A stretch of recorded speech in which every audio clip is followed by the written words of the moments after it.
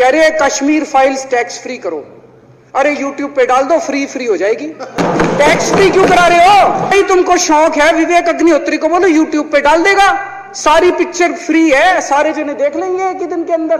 अब देख तू, अब तू गया बेटा, अब तू गया देख। मेरे जहन में एक बात आ रही है, सोच रहा हूँ बोल लूं या ना बोलूं, मगर मैं बोल देता हूँ। आप इतनी देर तक बोलते रही उपलब्धियों के बारे में, आप एक भी बार खांसी नहीं। तू समझा? दिल्ली वालों को खांसी सुनने की आदत पड़ गई है। आयो रे माँ।